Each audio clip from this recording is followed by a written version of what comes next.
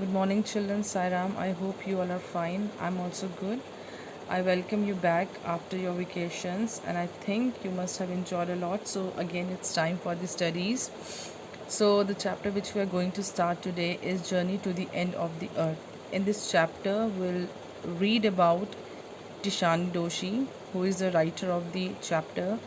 And this chapter is the real life account. It's not a fiction, it is the personal experience of the narrator, that how she experienced the thing and how she shared that with all of us.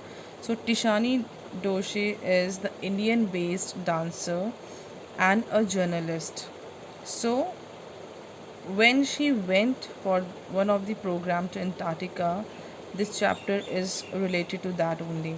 So here in this chapter, Tishani, she talks about the climatic conditions of Antarctica, and she also talks about that how the change in the climate and the global warming is increasing day by day, and that is increasing because of the human activities.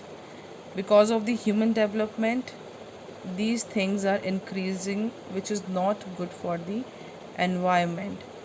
So she joined one of the program which was headed by Geoff Green, and in that program he used to take all the students of high schools, and he used to take them to the places to show them the actual things which were happening in the atmosphere, which were really happening in the world. So what was the thinking of Geoff Green, that when we are sitting in a room and we are just reading in the books about certain important issues, it is very hard for us to relate to them until and unless we are personally going to such places and we are just personally experiencing such things. So he started with one of the program which was students on ice, and he was the head. Geoff Green was the head there, and he belonged to Canada. So Tishani, she joined that program, and along with him and the children from the high school, they went for the expedition. They were around 52 people. So what were the things she noticed there? What were the difficulties she faced? And what were the experiences she gained? This chapter is a combination of all such things. So the story begins with the author on a journey in a Russian vessel, and it was headed towards Antarctica. We learn that the author has traveled about 100 hours in a car, aeroplane, as well as in the ship. The main objective of this trip is to learn everything in detail about Antarctica. Further, we learn about her 2 week stay there and what all is present there. The place stores 90% of the Earth's total ice volumes with no trees, buildings, or anything. It has 24-hour austral summer light. Moreover, it is covered in silence. It makes the author wonder about the time when India and Antarctica were the same landmass apart. We learn about the existence of a southern supercontinent, that is Gondwana. It existed for 650 million years ago. We learn that the climate back then was much warmer and also sustained a huge variety of flora and fauna. So let's begin with the chapter. This is the portion that I'm going to read, and the rest of the chapter you are going to read yourself. If you want to know more about the planet's past, present, and future, the Antarctica is the place to go to. Bon voyage. So it's a very famous saying that if you want to know about the past, present, and future of your planet, Antarctica is the best place. You will get all the answers over there. Early this year, I found myself aboard a Russian research vessel, the Academic Sokolovsky, heading towards the coldest, driest, windiest continent in the world, Antarctica. My journey began 13.09 degrees north of the equator in Madras and involved crossing 9 time zones, 6 checkpoints, 3 bodies of water, and at least as many ecospheres. By the time I actually set foot on the Antarctic continent, I had been traveling over 100 hours in combination of a car, an aeroplane and a ship. So, my first emotion on facing Antarctica's expansive white landscape and uninterrupted blue horizon was relief, followed up with an immediate and profound wonder. Wonder at its immensity, its isolation, but mainly how there could ever have been a time when India and Antarctica were part of the same landmass. Part of history. 650 million years ago, a giant amalgamated southern supercontinent Gondwana did indeed exist, centered roughly around the present day. Antarctica. Things were quite different then. Humans hadn't arrived on the global scene, and the climate was much warmer, hosting a huge variety of flora and fauna. For 500 million years, Gondwana thrived, but around the time when the dinosaurs were wiped out and the age of the mammals got underway, the landmass was forced to separate into countries, shaping the globe much as we know it today. The lesson revolves around the world's most preserved place, Antarctica. Not many people have been there, but out of the few that have, Tishani Doshi is one of them, a South Indian person who went on an expedition with a group of teenagers affiliated with students on ICE program who takes young minds to different ends of the world. Thus, it gives us an insight into how Antarctica is the place you should visit to have a glimpse of the past, present, and the future in its realistic form. For a South Indian person traveling to Antarctica from Madras, it takes 9 time zones, 6 checkpoints, 3 water bodies, and just as many ecospheres to reach there. Tishani Doshi traveled to the southern end of the earth along with an expedition group named Students on Ice that provides opportunity to the young minds to sensitize towards the realistic version of climate changes happening in the world. According to the founder of the organization, we are the young versions of future policymakers who can turn the situation around. Antarctica is one of the coldest, driest, and windiest continent in the world. As far as the eyes can see, it is completely white, and its uninterrupted blue horizon gives immense relief. It is shocking to believe that India and Antarctica were part of the same supercontinent, that is Gondwana, that got segregated into countries, giving rise to globe we know today. So earlier, if we'll see about the map and the globe, it was not as it is now. All the countries, continents, everything was like, it used to look like one thing, but later on it got segregated into continents and countries. So, and it was not the same as it is now. Antarctica had a warmer climate until then. Despite human civilization around the globe, it still remains in its pure form. Being a South Indian sun worshipping person, it was unimaginable for the author to visit the place that constitutes world's 90% of ice, a place so quiet that it is only interrupted by snow avalanches. It is home to a lot of evidences that can give us a glimpse of the past, and at the same time Antarctica helps us foresee the future.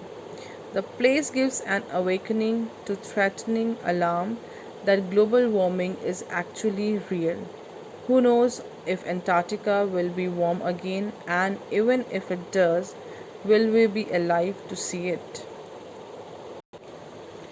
So, this chapter is basically about the writer's personal experience, that when she joined the program that was based on the students on ice, and she was so much involved in that, and the head of that program was Geoff Green, who was from Canada, that along with they took the students of high school to Antarctica because they wanted to show them the real thing, that how, because of global warming, because of deforestation, which are obviously the activities done by the human beings, and it is because of the human development, how these things are resulting in the atmosphere, in the negative, it gives the negative impact, it is affecting the atmosphere negatively. And just to show these things, they took the children along with them, because it was the mindset, it was the thinking, and I think it was a great thinking of them, that if you are sitting in a room reading out a book and you are just going through all these examples and experiences, it is very hard for you to believe that until and unless you are in the same condition. So for that, they believed that it is good and it is absolutely fine to take the students of high school to such kind of places, so that they can tell them the actual thing that is happening in the atmosphere, and they can take some measures to stop that. Why they want to take the students of high school? Only because they believe that the students of high school are the policy makers, they are going to be the future of the nation, they are going to carry forward so many things, and they will be the one who are going to set the policies in different fields. So if they are aware of their climatic conditions, climatic issues, atmospheric problems, environment, they are aware of that, only then they will be able to work on that. So when they all went there,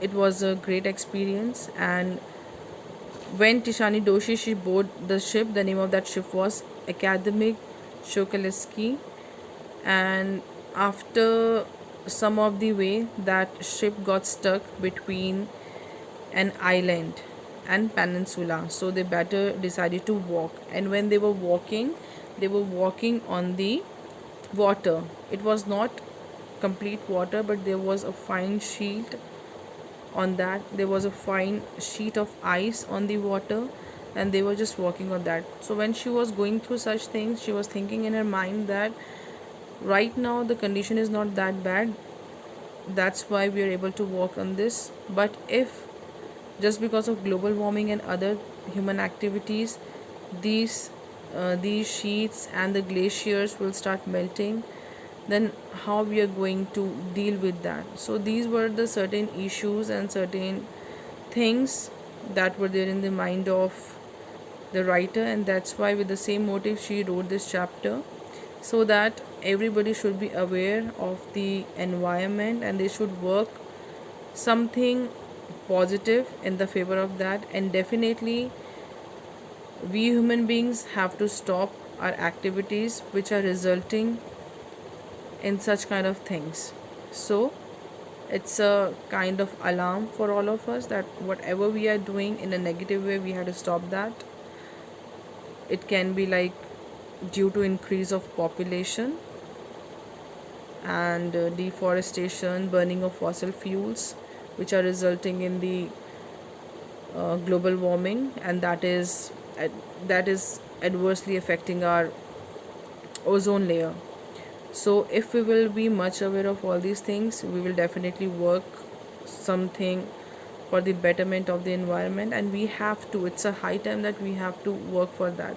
See, everything has its pros and cons. I've always told that we are right now fighting with so many things, and COVID-19 is something which is a very serious issue these days. But I personally feel that something that comes with a bad thought or negative thing, it also has something in positive. As yes, we are fighting very hard and we want this thing to be just go away, but at the same time, if we see from the point of view of the environment, I think the environment is recovering itself very fast. Whatever damages we have done, we human beings have given to the earth, it is recovering all these things, because people are not using their vehicles that much. So our country, our world, it's, to some extent, it is pollution free. And I think this is extremely good for the environment.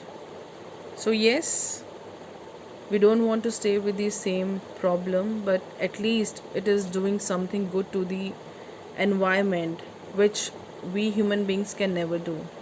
So we should always work in a way when we can do something for the nature, because it's very bad on our parts that we are playing with it every time. We are not thinking on that. We are knowing that we are having resources, but those resources are also becoming limited now. So we have to work very hard to save our environment, and this chapter give the message of the same. So now let's see the question answers. I'm giving two questions. The world's geological history is trapped in Antarctica. How is the study of this region useful to us? Second, what are the Geoff Green's reasons for including high school students in the Students on Ice expedition? So these are the two questions that you can do in your notebooks. And this time I've also writing section, which is poster making for all of you. We have done writing section earlier, but we have not started yet in our videos, so this time I have brought that. Poster making, I have told you earlier, but still I am going to just give you a kind of recap. What is a poster? A poster is any piece of printed paper designed to be attached to a wall or vertical surface. It includes both text and pictures, but can be either of them. So there are certain things that you have to keep in mind when you are making the poster. They are: avoid use of same consonant sound repeatedly in a sentence, that is alliteration. Same word should not come every now and then. You should try not to use the repeated words. Do not begin or end a sentence with prepositions. Avoid use of passive voice. Do not generalize. Use short sentences. Catchy heading and slogans. Readable from a distance. Contained in a black box. I'm giving you one activity that you have to draft a poster on Save Earth from COVID-19 in 50 words. We have already did so many things regarding save environment, save earth, save water, global warming and all these things. So this time I just want to give you that save earth from COVID-19 in 50 words. I'm giving you one example, but I want you not to copy the same. I want you to just bring something creative. This is the example that how you can make the poster, but it is very short. You have to at least use 50 words. It can be in the form of slogans, catchy headings. That is your thing. In the way you like, you can make that, but try not to copy the same thing. That's all for today. Thank you.